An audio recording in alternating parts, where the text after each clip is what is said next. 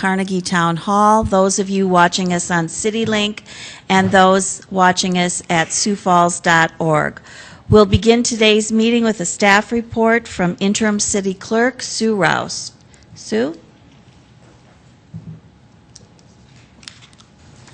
I have several items to share with you today. First of all, just to note that the Land Use Committee meeting that was scheduled following this meeting has been canceled. The people who were to present are not able to be present. And then, as most of you know, the Charter Revision Commission has scheduled one more meeting tomorrow afternoon at 3 p.m. in this room. That will be their final look at proposed amendments to go on the ballot for April 10th. At this point, they have 3 amendments that they are looking at that they'll be finalizing tomorrow. The next step for them is to present a report to the election authorities, according to our charter, by February 10th. They do not need to make a presentation to the City Council because whatever is proposed by the Charter Revision Commission goes straight onto the ballot. But I am wondering if you would like to have their chair present a report to you. It would probably be on February 13th, since we're past the deadline for February 6th. Would you like me to communicate a request to the Charter Revision Commission to have a report? I'm seeing a lot of heads going yes. Okay. So if you would do that, please. We will do that. Another thing I'd like to just let you know about, kind of an interesting one. The Convention and Visitors Bureau received an RFP to host the International Institute of Municipal Clerks 2016 National Conference. The IIMC is the institute through which all of our assistant clerks have received training and received their certified municipal clerk designation. And so this very much interested us because they've all been to those conferences. We did meet with representatives of the Convention and Visitors Bureau, and looking at the timeline and the fact that this conference is held in May, which is a very busy time in an even-numbered year with elections and new council members taking office, there was a consensus that an even-numbered year was not very good, but that we would watch and see if the RFP comes around for 2017, that might be something worth looking at further. I did talk to Yvonne Taylor of the South Dakota Municipal League, and she was very interested too, and should it come around again next year, would be interested in being part of a group making a proposal. So that'll come back to you in the future, but I just wanted you to know about that. Next, I had emailed out to each of you last week a short email asking about the format of our notice of public meetings and showing you an alternate one that allows more meetings to be listed, and just kind of asking for your input. I had 3 counselors respond to me individually and say they didn't have a problem with it. They thought it might be a good idea to be able to list more items on that public notice. But I just wanted to check and see if there was any other input, if anybody has any objections to us trying to make some changes in the format. Again, a lot of heads nodding up and down, so go for it. Okay, good. Next week is a busy week in Pierre for some of you. We have the South Dakota Municipal League Municipal Government Day at the Legislature. Begins with meetings on Tuesday afternoon, then a dinner with legislators Tuesday evening, and it goes through lunch on Wednesday. And then Sioux Falls Day at the Legislature, sponsored by the Chamber, is Thursday, with a Thursday lunch with legislators. We're aware so far that 4 of you are going to both events. The deadline for the Sioux Falls Day at the Legislature is not until next Monday, so if additional members wish to go, just let us know, and we'll get the registrations in for you. Another thing I wanted to mention to you is that next Monday on your agenda, there will be 2 contracts with the Sioux Falls School District related to elections that I will be asking for your approval. The documents will be posted on SIRE when the agenda goes up midweek this week. One of them is a cost-sharing agreement which will update the agreement that has been in place between the city and the school district since 1987. It has has never been changed in that time. And there aren't a lot of changes this time, except that we will be clarifying the cost split a little better and specifying what documentation is required after each election.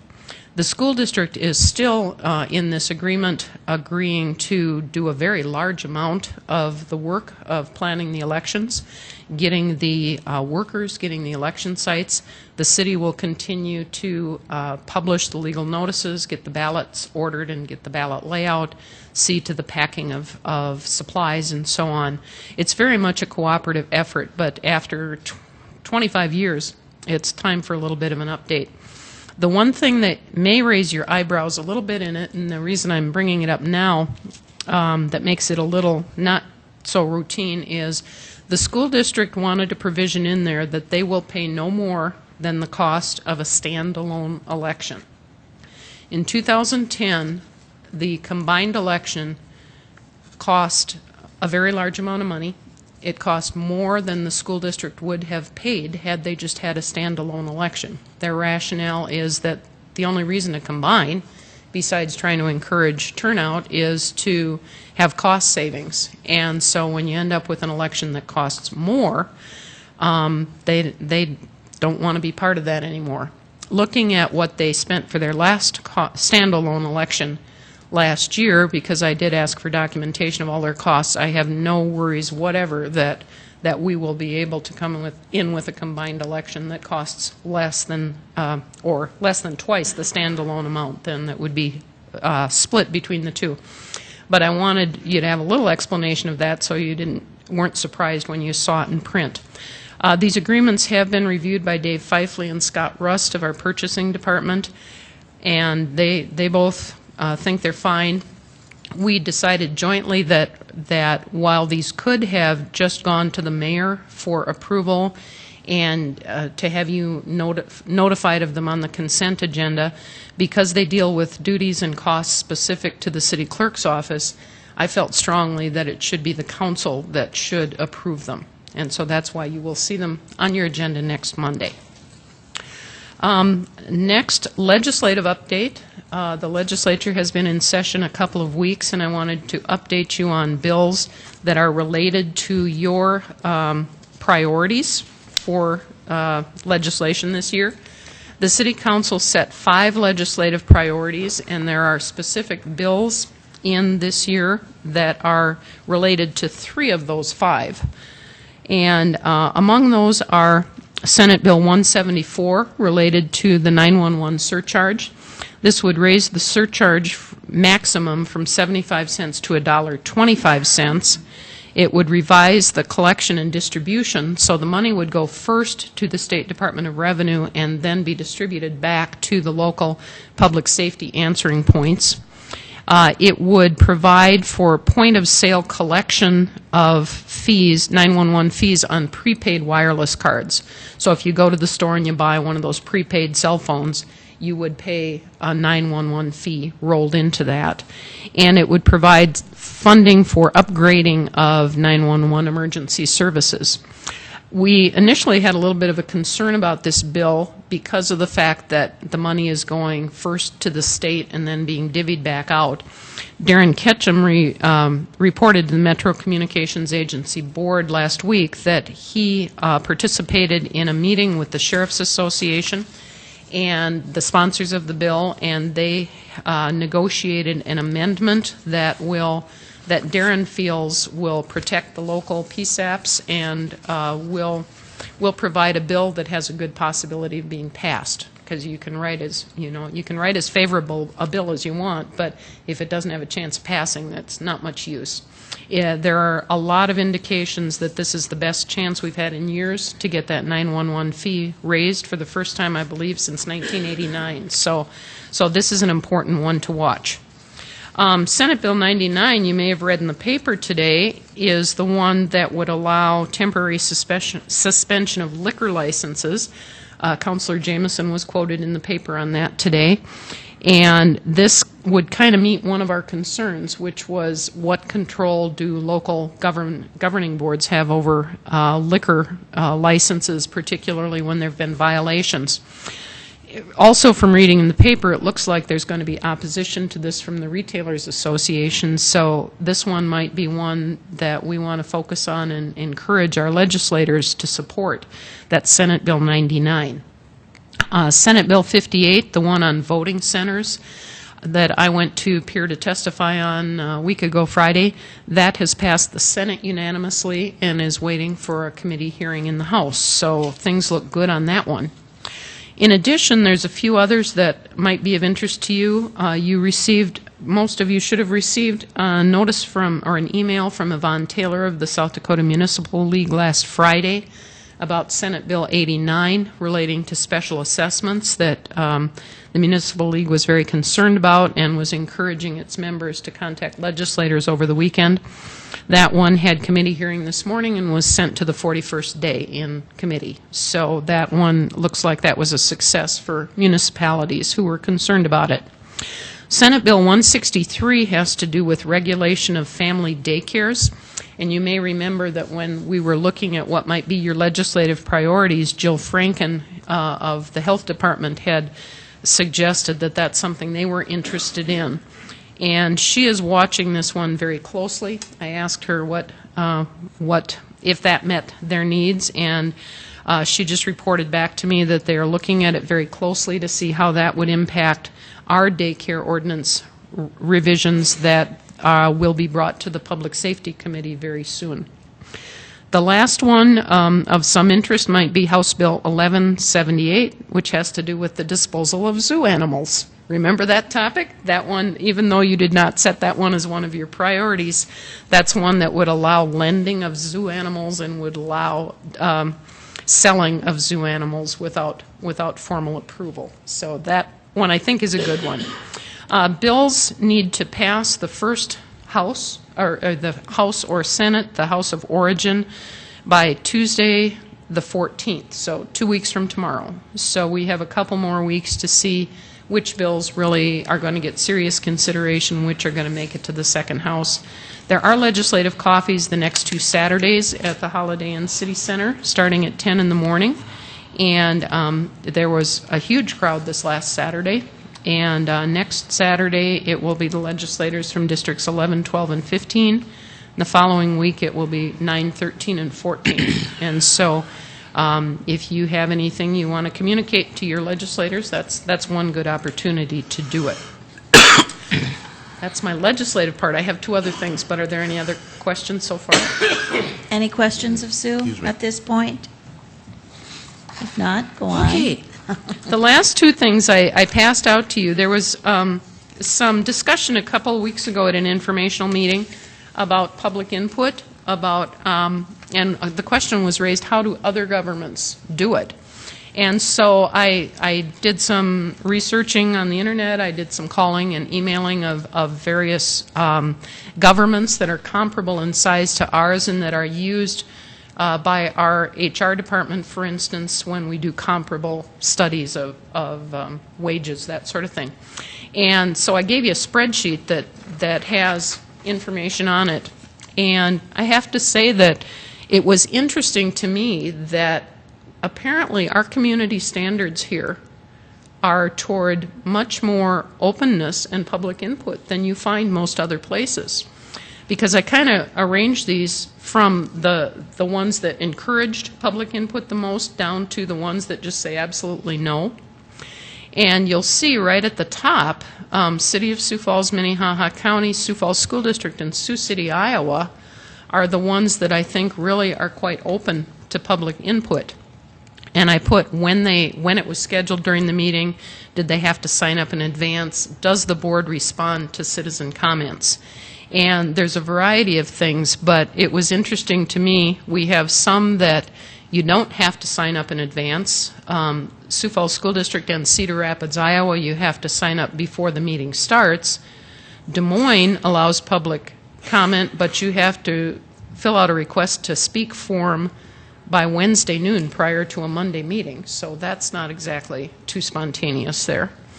And then Omaha, Nebraska, Minneapolis, Minnesota, St. Paul, Minnesota, Fargo, and Bismarck, North Dakota, none of them allow public input on non-agenda items. at their meetings. And I have to say that surprised me, because I think we, as I said, I think we have a little different community standard here. We have an expectation that the public can speak. Those that do allow it, most typically it's after the consent agenda, though in Sioux City, Iowa, it's at the end of the meeting. In Cedar Rapids, it's after public hearings, before consent agenda and before a regular agenda, but I called them up to ask, so how long is that? How long do public meetings go? And they say it can be from a half hour to 3 hours. So citizens are required to be there before the meeting starts to sign in, but don't get a chance to speak for a half hour to 3 hours. So this is just some information I thought might be of interest to you. If you want any further information at any time, let me know, but I hope I've answered the questions that you had. The last thing I want to ask about is, when you had that discussion, you also talked a little bit about other ways for citizens to contact you and to give feedback.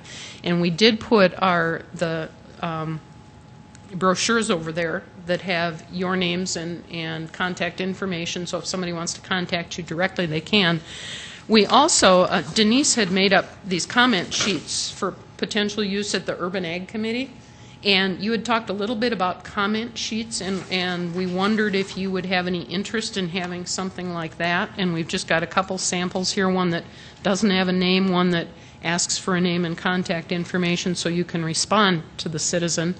And if you want us to follow up on that, we certainly can. But I just wanted to give you a couple to look at, to start you thinking, and see, would you care to have us follow up on that? That's all. Any questions or comments? Councilor Jameson? If I could, first off, thank you for all that research and work. An update on the bills, that's really helpful. I would add that I like your comment sheet asking for their name, their contact name, and if they don't want to put their name, that's fine, but I think this will really help us do some follow-up. So if we just had these over there, and I don't know if we need a box, but someplace to put them so that we collect them and act on them versus Good idea. Somebody's responsible for them. They don't just get left. And the other was on this other sheet of all the other cities. I was looking for Rapid and Aberdeen. Any comments You from know, I didn't Aberdeen was not on the list of comparables, and I didn't contact Rapid City, but I certainly could. I'm just interested in Rapid and Aberdeen because those are the other two major cities in our state. But I think we all probably need to look at how we want to handle public input a little further. Certainly today we don't need to settle it or figure it out, but I think Sue is right that we probably do have a little different standard than some of these other communities, and I don't want to lose what we've got. We just need to make it better probably. So that's just my comments. Thank you. Councilor Rolfing? I too want to thank Sue for this. I would also like to see Rapid and Aberdeen, that kind of thing, but thank you very much for getting this and doing it so quickly. Fantastic. I'm wondering on the comment sheet if you might want to also put on there if a comment is directed at one counselor or the mayor, if that shouldn't be put on there, a place to direct it to one of us rather than everybody in general. That might be an appropriate thing to put on there. And I guess the depth of the report today, I just again want to thank you, Sue, for what you're doing for us in this interim period. I only hope who we get can, after a year or two of being in the job, can match up to your standards. Thank you. Councilor Karski? I guess I'd like to go on record as advocating some change to our public input time. And the only real variable in our weekly council meetings is the amount of time that we set aside for public input. It could be anywhere from 5 minutes or nothing to a half hour and 45 minutes. And we do have people, public, city employees, and other people that are here to testify on specific agenda items. And it would sure make our process of doing business for the city a lot smoother to put people for public input at the end. And I guess I wouldn't have a problem either with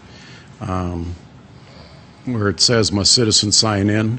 I think it'd be a good idea to have it on record as to who's giving public record a written log of who came here to do that. So again, I just want to go on record as saying I think we do need to adjust it, and it'd probably be a good agenda item for a working session if that would be the proper place. Counselor Entenmann? Just one thing. The 911 legislation that's out there is very important.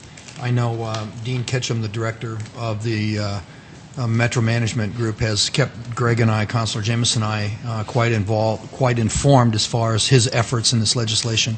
And if, Madam Chair, if you are interested or the council is interested, he would be very happy in coming before you and explaining the legislation a little bit better, the need for it so that the citizens better understand it too, and his efforts that we've had involved in trying to move this legislation forward. We're very positive about it, very optimistic. We think we've got some feet this year, and I think it's an important issue for us.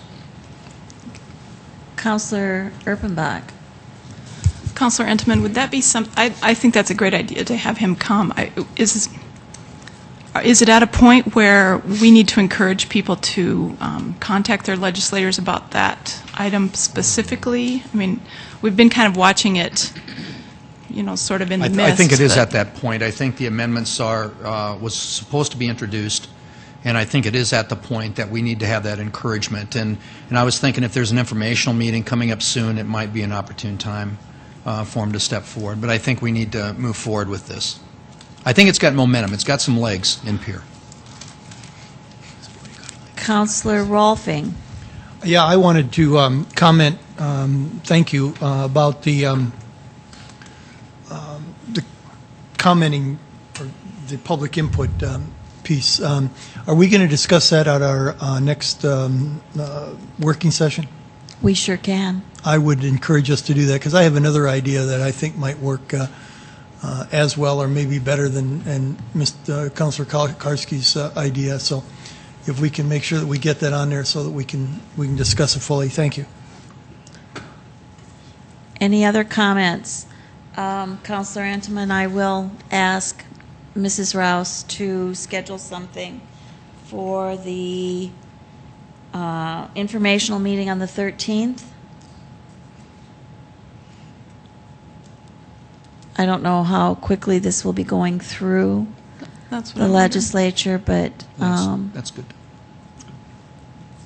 we can have a report one way or another. Counselor Erpenbach? Well, in the meantime, then, I mean, we are all receiving email updates about it. If it's at a point, I guess, where we need to act, we need to contact specific legislators, I would hope that since Councilor Jameson and Councilor Entenmann are on that committee, that you would let us know. Sure. It takes no time at all, and then some of us also have Facebook pages where we might kind of put that out there as well, that, these are important issues, not just to the City Council, but to the citizens at large. We may want more folks to, those emails mean a lot. We know how much they mean to us as elected officials. They mean just as much or even more to legislators to hear from people specifically about specific topics. So if you would help us kind of keep track of that I would appreciate it. Any other questions or comments to Sue's staff report? If not, I'll ask Councilor Anderson Jr. for a report on the Public Services Committee meeting from Tuesday, January 17th. Thank you. The Public Services Committee meeting on Tuesday, January 17th was a continuation of our meeting from January 9th. The three items that we looked at this time were the fraud control policy, was given by Rich Oskol and Bill O'Toole. Also, the ethics ordinance amendments that were given by the City Attorney's Office, and recodification that was updated to us by Karen Leonard. All three passed. The fraud control policy and the ethics, the ethics amendments were passed to the City Council to start taking a look at, and the recodification was forwarded to American Legal Publishing for processing. And that is what we did last week. Any questions for Councilor Anderson Jr.? If not, thank you, Counselor. We'll go on to City Council open discussion, and I will ask Captain Greg Vandekamp to come forward, please. And I'll turn this over to Counselor Jamison. Thank you, Madam Chair. The things that happened today were a little different for me, but I had a conversation with the Kello News crew about the effect of or the issue of synthetic marijuana in our community. And I was probably oblivious to the problem and unaware of some of the issues, and I stated as such in the interview. And at noon, when it aired, my phone started to ring off the hook, and emails started to come in about those in the community who felt we did have a problem, including one of our esteemed chief of police. And so in an effort to educate myself and perhaps the rest of the council, the police chief was willing enough to have Greg Vandekamp come and explain the problem and share that issue with us. Greg is here, and I think with the 10 or 15-minute presentation. And we thought, due to the timing of the effects of a bill that they're proposing in Pier, that the timing was of the essence. And so out of appreciate Greg being here, and thank you. Okay. Again, Greg Vandekamp, Captain, Sioux Falls Police Department, currently overseeing our detective division. I'm going to steal a lot of the same testimony that I used last week Monday at the Senate Health and Human Services Committee, as this bill is obviously before them passed out of that committee. This is not just a problem for the city of Sioux Falls. This is a problem across statewide. I was able to talk with investigators in the Rapid City area as well. They recently actually closed or seized a lot of these items from their shops under the ingesting law, and we're kind of watching how that plays itself out in their court system. But again, thank you for letting me be here. I'm going to try to paint a picture of the problem that we're facing in the area of synthetic drugs, otherwise known as designer drugs. These terms are used interchangeably. Synthetic drugs are not a new thing. Heroin was synthesized from morphine as early as the late 1800s. Over the years, certain designer drugs have become popular. PCP analogs in the 70s, fentanyl analogs in the 80s, followed by MDMA, ecstasy analogs. Historically, these compounds were designed to get around the law that regulated the original substance. As these compounds were identified, structural laws were made to control them. As there was a relatively small number of designer drugs, this worked. Unfortunately, today this is no longer true. Nowadays, there are literally hundreds of designer drugs being sold on the market. So much so that the classical way of controlling them, one compound at a time, will no longer cover all the structural possibilities that are out there. A new approach must be taken. Today, we face a new era in the world of synthetic drugs. Currently, the market is flooded with these products for a number of reasons, to include but not limited to the internet and the development of a global chemical market. These varied and dangerous drugs flourish under the guise of so-called legal highs.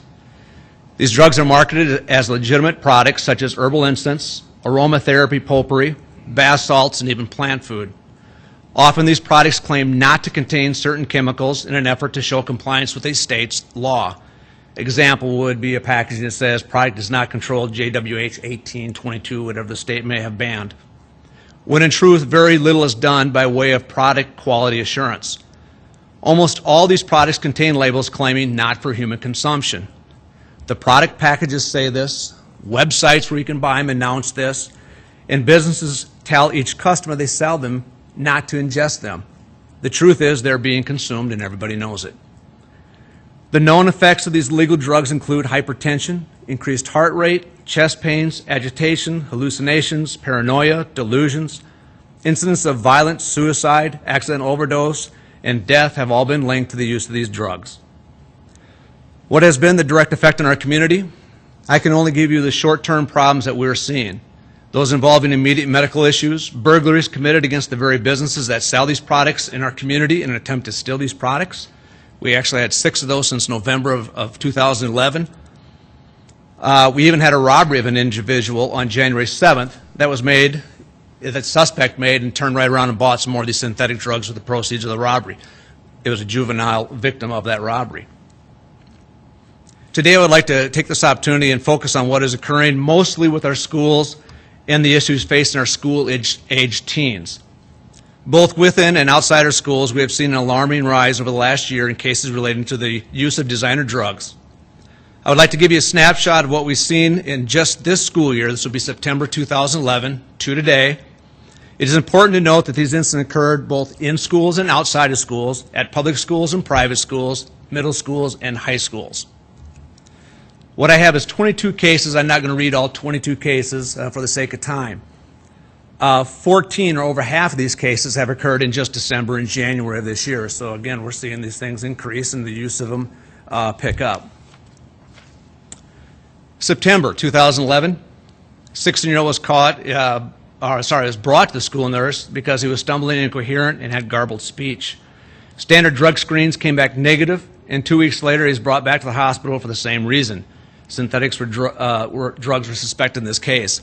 It's important to note that we do have standard 5- and 7-panel drug screens that we give to people. Unfortunately, these synthetic drugs do not show up in these standard drug screens. So there's only, I think, 2 companies that I know of in the United States that actually are able to test for these synthetic drugs currently. So we are using these more frequently as well. September 2011, several school employees noticed a 14-year-old student that appeared under the influence, bloodshot eyes, talking slow. The student admitted smoking Posh, which is just one of the brands, before school started that day. November 2011, a 14-year-old was caught after smoking synthetic marijuana. Admitted smoking black herbal incense and Posh herbal incense every couple of days. November 2011, 16-year-old was noticed by school staff holding up students trying to get in school. The student thought the door was locked, looked dazed and confused. The student's heart rate was found to be 154 beats per minute, blood pressure of 150/70. After being contacted by law enforcement, the student did admit to, quote, being really messed up, and even admitted that he tried to lick the door lock in an effort to unlock the door. November 2011, a 14-year-old was incoherent, rocking back and forth, having strange behavior, hallucinating, thought he was bleeding, hearing things, and seeing demons. Admission of ingesting K2 or spice. December 2011, 16-year-old was caught at school using a pen made into a one-hit pipe to smoke synthetics. The student had in his possession a bottle of limited gold, 3 bottles of zombie matter, acid rain, and 2 bottles of zombie matter blackout, all of which are just examples of the products. December 2011, a 15-year-old student was caught with a bottle of Crunk Mix potpourri labeled not a tobacco product, enjoy responsibly. Student claimed he had it in his possession to sell to another student. December 2011, a 16-year-old was stopped after police were notified of a possible drunk driver. The officers observed this driver all over the road. The driver was stopped and later admitted to smoking potpourri. January 2012, 14-year-old juvenile advised probation officer about K2 use. Probation officer then reported that the juvenile's mother and mother's boyfriend were using this. The mom's boyfriend, unfortunately, was a supplier of this and had been using it with the juvenile. January 2012, 17-year-old runaway was located. The teen had been smoking synthetic marijuana, could barely walk or talk, and had herbal potpourri in his pocket. The teen appeared very fidgety, paranoid, bloodshot eyes, and slurred speech. He admitted to smoking herbal potpourri. At the residence where he was located, they found 30 containers of herbal potpourri and a large amount of paraphernalia. January of 2012, middle school student caught after smoking synthetic marijuana prior to the school. This student admitted to smoking 3 times per week to get high. Now, that's just the juvenile cases, and we've been tracking these. We've been seeing this within our agency growing over time. So I actually was trying to track just the juvenile cases. Have not been doing as good of a job tracking the adult cases. Again, the South Dakota currently has 5 of the synthetic cannabinoids listed on the Controlled Substance Act. There's over 200 of these. So it's very difficult for us to do a possession of a controlled substance. Usually what we end up doing is arresting for the ingesting for purposes of it becoming intoxicated. So I just went through really quickly, it's a kind of 11th hour request today, of just adult cases that I could find just from the January 1 through today. So DWI ingesting to intoxicate, ingesting to be intoxicated, ingesting to be intoxicated, hit and run where a driver ran from the accident, glass pipe with residue, zombie matter, acid rain, potpourri found on the ground. Here's one, a disorderly person dispute with the juvenile. The adult party of this had been smoking, or admitted to smoking, so it's an ingesting case. And then one recently, very recently, officers were dispatched to a disorderly subject. The call said the subject was walking down the street screaming. When the officer made contact, this individual was yelling, Satan was on him. He was screaming for Jesus and his neighbors to come help him. The officer tried to get this person under control, ended up in a fight with this individual. He was later arrested for disorderly conduct, obstructing, resisting arrest, and then ultimately for the ingesting. He had a bottle labeled Wicked X, which is one of the herbal potpourris in his pocket. Unfortunately, this is just the forefront of the issue we face with these synthetic drugs as they gain a foothold in our community. The term synthetic cannabinoid has been spoken about enough to be familiar, but there are only 5, which I said before, that are currently represent a fraction of the over 200 that are available. And then there's others. There's the bath salts, which are the cathinones, the tryptamines, and the list goes on. For every one substance we recognize as destructive and move to control, several more will be used as substitutes. I hope this helps you understand the gravity of the problem and gives you a sense of the urgency that we're feeling in dealing with it. I encourage you all to research the problem on your own. Unfortunately, there's no shortage of tragic news to be found, and it's not just in communities far away. Neighboring states have been struggling with this issue as well. We are currently working with other agencies in the state, both law enforcement and non-law enforcement, to try to get legislation passed to ban these substances. We will also continue to work locally with our schools, students, parents to try to combat this problem. One of the fellow testimonies that were given when I was out in Pierre on Monday, I had a chance to meet with an individual that represented a large group of providers, mental health providers.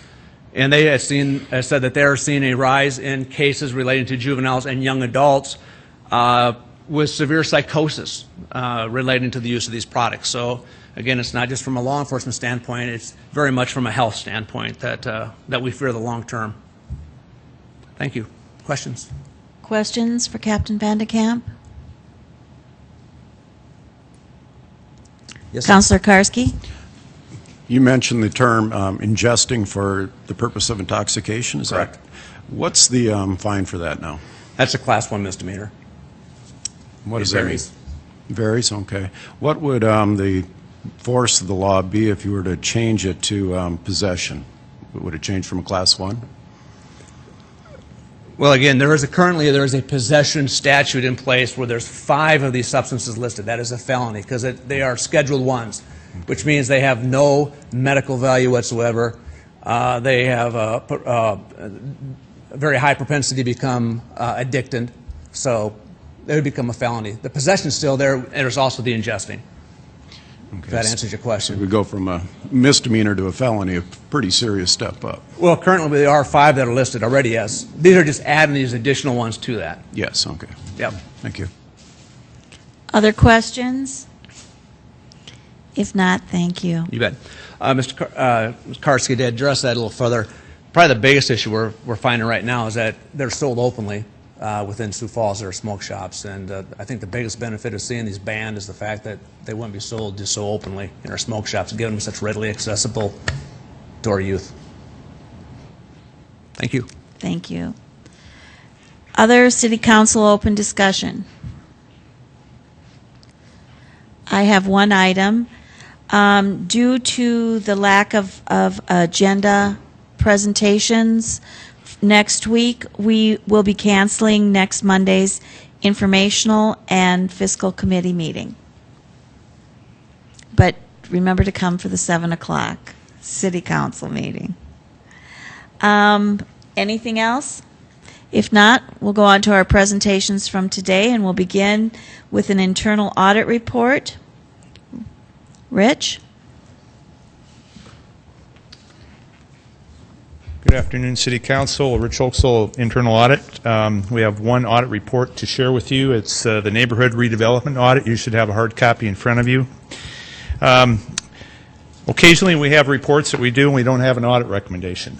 And this is one of those reports. But Just like to give you just a brief background. I'm not going to read the report to you, obviously, but this audit focused upon the Pettigrew Heights redevelopment plan, which was a formal plan adopted by the City Council in about 2 years ago. I think it was in December of 2009. The formal plan was developed. However, the efforts to improve the Pettigrew Heights neighborhood go back to, I believe, the summer of 2006 when Mayor Munson started the Neighborhood Conservation Program, and that program involved multiple departments and has continued with the current administration. And this effort has involved not only the city, multiple city departments, it has involved the citizens of Pettigrew Heights. It's involved nonprofit organizations, faith-based organizations, area businesses, and financial institutions. As far as the funding, on page 13, we gave you some detail on where the funds come for these various projects. It's a combination of local tax dollars, state and federal grants, for example, HUD grants, Housing and Urban Development, and loans and grants from financial institutions. For example, we've had a line of credit from Citibank for the 11th and Duluth project, which is detailed in the report. As far as results, the anticipated outcomes, we consider those in progress. On page 15 and 16, we kind of listed some of the major outcomes that are anticipated from this plan. It's really, this whole project is a marathon. It's not a sprint. It's things that are going to take a long time to complete, and we're seeing progress in many areas. But as I would say, a takeaway from this audit was that there's no specific end date for this development plan that was adopted by the city. Patience and persistence are needed. There's much work left to do, but there is progress being made. And on the summary sheet, I indicated that the plan will become mature or reach that mature stage when the residents take more of a leadership role and the city is more of a resource provider. That would be the goal, I think, when I talked to city management, was they would like to see that point where they're the resource provider more than driving the whole effort. And we've seen success in other neighborhoods, such as Whittier neighborhood. So there's neighborhoods that we can point to and say, we have hope that we can get to that point with Pettigrew Heights. And something that was just in the news today on the front page, if you look at page 12, we mentioned that rental rehab loan program that is starting now, and they're accepting applications in our community development office for rehabbing rental properties. We think that'll be a way to improve at least the appearance of the buildings in Pettigrew Heights. So I think that's a good plan. But there's many efforts going on with nonprofits and faith-based organizations. There's a lot of people working on this, and the neighborhood itself has formed an association about a year ago. It's kind of based upon what the Whittier Heights or what the Whittier neighborhood did with a neighborhood association. So that would be promising if that can get going, and the I think the city is behind that association and is already working with them. So if there's any questions, I'd be happy to try and answer those. Questions for Mr. Oaksall? Councilor Erpenbach. Not really a question. I just wanted to thank you for doing this one. I realize there's no results from it, but it's neat to read the history of Pettigrew Heights. And it's one of those I saved for the historical perspective on it. So I appreciate you doing this. It's a neat project, and it's fun to watch it. Yes, thank Mature. you. Councilor Anderson Jr. Another comment also is, I've been a very strong supporter in taking a look at our older neighborhoods and finding programs that can assist property owners to update these areas so that we don't lose them. And this is a great example of how that all works, and it all starts right here. So I want to thank my council members for supporting the activities that are happening in this area, and Whittier, the north end, some of those ends that really need the help, and we think that we'll see a great example to use in the future. Councilor Brown. this is a good segue into a 7 o'clock meeting this evening for the All Saints neighborhood at the Women's History Club, which is just south of 14th on Phillips Avenue on the east side. It's amazing in the last 8 years how we've seen a U-shape around downtown develop with ownership in their neighborhoods. Cathedral, Pettigrew, All Saints, and of course Whittier really starting the pack about 6-7 years ago. So it's encouraging to see how seriously homeowners are taking their neighborhoods and taking back ownership in them. Councilor Jameson. Yeah, Rich, it's okay when you don't find anything It's wrong. okay. Yeah, it happens. But also, could you give us a segue into Thursday's audit committee meeting? Yes, we have a regularly scheduled meeting on Thursday at 4 o'clock right here in this chambers. So just to let the public know. Any other questions for Rich? If not, thank you very much. Okay, thank you. We'll now have an update for the Development Review Committee by Ron Bell and Mike Cooper. And I see Ron walking up to the podium. Good afternoon, Ron Bell, Chief Building Official, Building Services. In April, there was a report that was put out, Sioux Falls Building Development Review Committee, and that committee, who there are a few members here tonight or this afternoon, had brought up issues with our plan review and permitting, our inspections and enforcement, our inspector consistency, our appeals process and code enforcement, and educational and information opportunities, which was all in the report. What I'd like to do is go through some of the of what building services does and what the development also is involved with. And you probably read in the papers at the end of the year that we had a record of numbers of building permits that were issued this last year. We had 7,823 building permits, which was really only 149 more than last year, which was the second highest. The bulk of the building permits was about 80% of that was residential remodels and renovations within the city. And of that, there was probably around 2,400 that was simply reshingling and residing. So from that type of information, you can see that the people in Sioux Falls are taking care of their properties and are invested in their properties with that. Next slide. As far as construction valuation, you could see after the recession of 2008, in 2007 we hit $500 million worth of construction valuation. 2009, 10, and 11, that the actual valuations within the city have just leveled off to just under $300 million worth of construction valuation. Last year we did $291 million, which was about a 3% increase from the year before. Hopefully, we're going to be looking at a much higher construction valuation with the projects. Just with the Event Center alone, it's going to add $115 million, plus 2 or 3 schools, plus Dolly development. We're looking for a very strong year as far as construction valuations are concerned next year. With that, under building code enforcement, as far as the development community is concerned, what building service does is enforces national model codes, primarily VI codes. And you'll see a list here of all the codes and all that the City of Sioux Falls utilizes, which is the building code, residential code, existing building code, which is enforced by our building division, which is made up of 5 building inspectors and 3 plan checkers. We got a mechanical code and fuel gas code, which is 3 mechanical inspectors, National Electrical Code of 5 electrical inspectors, and the Uniform Plumbing Code with 3 plumbing inspectors, and the International Property Maintenance Code with 2 housing inspectors. Just to give you an idea of what our office does, our front office number, our 8670 number is where all the inspection calls came in. We logged in over 45,000 calls for inspection requests last year.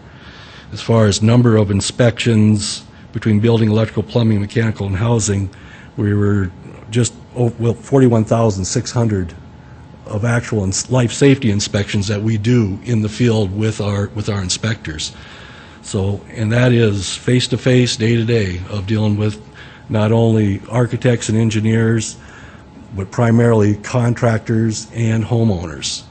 The amount of effort that we do sometimes is really surprising.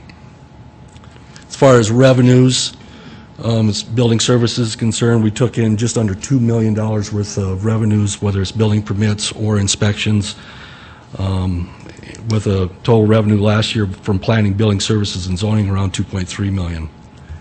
With that, there was one other House bill. It's House Bill 1079 out to Pier that made it through the House Committee this last week, and that is the enabling legislation for municipalities to adopt the 2012 IBC. So we're waiting for that to go through the Senate Committee and the Senate. Typically, it should be a consent issue because the intent of this is that if a municipality or county adopts a code, that the state law wants that municipality or county to have the most up-to-date code for ISO reasons and a host of other requirements.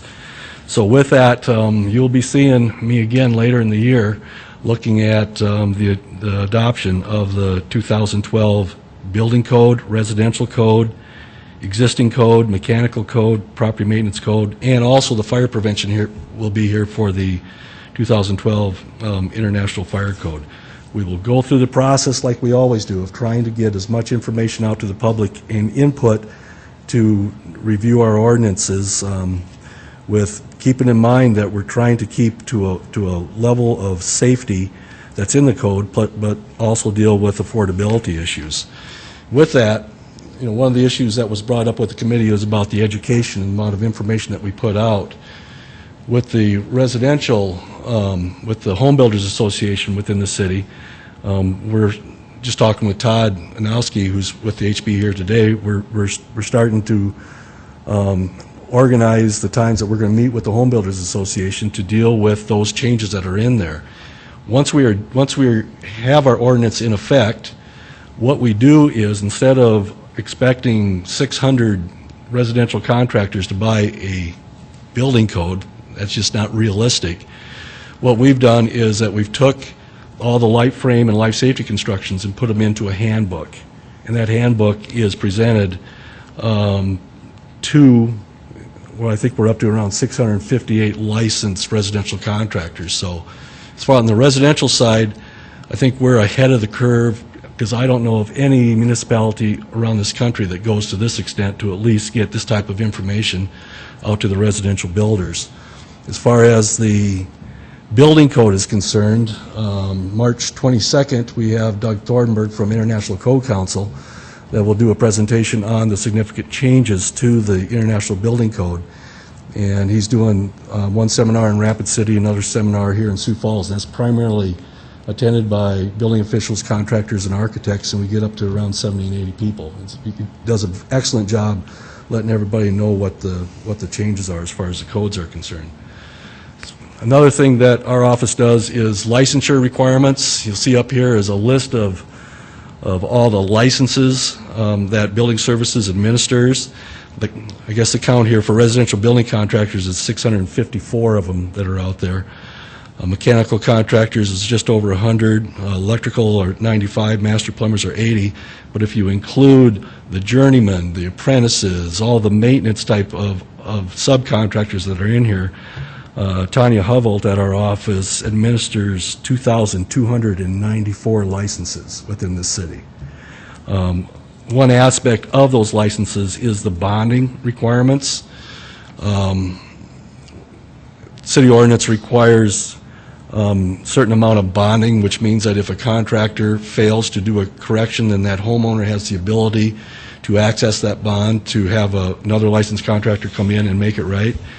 And last year we only did around $25,000 worth of bonds going back to the homeowners, and there were only 5 instances. So that says a whole lot about our contractors in this city as far as not having to go back to this bond requirement. But there's one little trend that was in there, and that might come up in the fall, that 2 of those bonds were for the entire amount of $10,000. And one of those bonds, the amount of work that was done was closer to $20,000 to $30,000.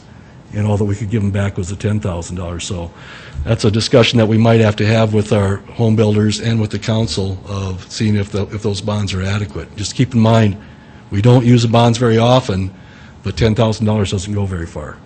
nowadays. One of the other issues that was brought up with the committee was access to our boards and what our boards are all about. Building Services has 5 different boards: building, electrical, mechanical, plumbing, and property maintenance board. Those boards are set up for a whole list of requirements. They're all defined by ordinance.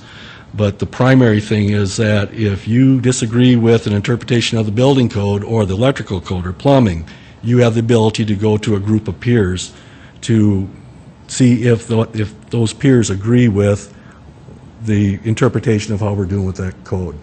That's really the primary thing that our boards do. Looking at 2011, we had 14 appeals. 5 appeals with the Building Board of Appeals, 2 with electrical, 4 with mechanical, 3 with property maintenance. And an additional thing is that our boards also grade our tests in electrical and plumbing. The boards choose to do their own testing. And with that, we graded 56 exams last year. Another aspect of Building Services is the Property Maintenance Division, which tends to take a lot of time. Property maintenance is, all the other codes are construction codes. They're dealing with new construction primarily. Our International Property Maintenance Code is dealing with maintenance of properties. With that, currently we have about 70 open notice and orders. Notice and orders are the legal process that we have to do, the due process that we have to give a property owner to correct a deficiency that's related specifically to a life safety issue. And like I say, we have about 70 of those that are open to date. And what we've been averaging within the last couple of years is the last result on some of these, and that's where I like to say that they're just simply hopeless buildings where vagrants get into the buildings. We have to secure the buildings. When a property owner walks away from it, we end up having to tear that structure down. That's what the property maintenance due process allows us to do with that. Another thing that we took on this last year was the grass and weed ordinance, which came out of the Parks Department. With that, there was total cases that came into our office of around 1,700 that came. Cases with violations was around 1,300. Invalid cases was 400. But compliance, of those 1,700 that came in, there was about 1,100 that complied after the notice. And 194 of those, we had to have contractors go and take care of the nuisance problem with the weeds and vegetation. With that, I'm bringing that up because there's also an ordinance that has to be done to change the enabling criteria of that ordinance from the Parks Department over to Building Services. And I believe the Parks Department is going to have some changes with that same one. So hopefully before the growing season, there'll be an ordinance that'll be dealing with grass and weeds. And with that, one of the main things that came out of the Building Review Committee was our technical aspects of building services. What we have been doing for the last 3 years is scanning our plans electronically. We simply run out of room in our building services office as far as paper permits and plans that have been accumulating year after year. We are actually scanning our plans to be put into an electronic file. Matter of fact, we even had money left over and hired a contractor to help us in getting some of those plans scanned. We're probably, my guess is about a quarter of the way done with that. And what that's going to do is lead into our next 2 issues that we're working on right now. And one is the SIRE system, which is the advanced planning portion or active review portion of the SIRE provision. Where we're at right now is that the planning and engineering department have been meeting over the last 2 or 3 months, and they've got the work program and meeting with SIRE to get SIRE actively going with the subdivision criteria. Matter of fact, this coming Wednesday, we are going to meet from Building Services side to go through our processes as to what it's going to take to get SIRE into our office. And what SIRE does is it's going to change the way that we review plans. Typically, we have commercial plans that come in, and we do a Word document, a letter back to the architect or the contractor, and so many times we are issuing permits while the architect or contractor are making the changes to the plans. What SIRE will do for us is to be able to do that electronically while the design of the plans are actually going on. So an architect can submit a plan to us, and while we are doing the review, that architect can see exactly what we are doing for that review to make the changes, which is a good thing, to have those plans changed to meet the code when we issue the building permits. So we're really excited about this, and as far as getting this in place, I'm assuming it's going to happen yet this year. With that also is the EnerGov systems that currently we are in the contractual, working on the contract to get that implement. But if you take a look at our software that we have in place, which is the AS400, it is 1980s vintage. We're still looking at green screens and so forth. EnerGov will be geographically land-based software that's out there. It'll interface with the planning and reviewers. It will geographically route planning for our inspectors. The very big thing with this, we'll finally have the ability to be able to issue permits online instead of at the counter. Obviously, there's parameters that we're going to have to organize with the EnerGov to make sure that our processes are being maintained and so forth, but it'll also give the ability of a contractor to online request inspections. It'll track the bonding that we're talking about. It'll track code enforcement. It'll track contractor licensing notification, permit history tracking, and it's powerful and easily accessible reporting methods is one of the main selling points on that. So with that, I think that they had an aggressive application of a year. I think it's probably going to take a little bit longer than that, but we're really excited about getting our technology up to date as compared to the way that's been for years. So, any questions? Ron, I just got a couple little questions. It sounds like we're doing a super job of trying to pull the technology into where you need and dealing with our policies and our processes that we're really trying to get that ironed out. In dealing with the public a lot of times, and I can appreciate that, and when you're dealing with professionals, I would hope that, I know everybody's idea is a quick idea and we want it done yesterday, I understand that. But in dealing with the public sometimes, can you tell me in-house, what are you doing as far as making it easy? Can you explain to us some of the things that you might be doing to making it easy to deal with the public? You know, when the public has to come up against a city person, whether it's somebody in code enforcement or something like that, or with a police officer, it's always somewhat intimidating, you know what I mean? And I was wondering, when you walk into the basement down there and you're asking for help, can you explain just a little bit about some of the processes you do in dealing with the public, and where, if you can't answer the question, do you help guide them to the next person? Sure. Well, let's take an example of homeowners permits. I can't tell you how many homeowners actually finish off their basements, and they come down and get building permits. There was a time when there was not very many permits that were issued. There was a time where you had to have a licensed electrical contractor, a licensed plumber, licensed mechanical contractor. Well, a lot of people are doing that work themselves. We recognized this years ago, and that's just another thing that our office does that I just wonder how many other places around the country go to this extent.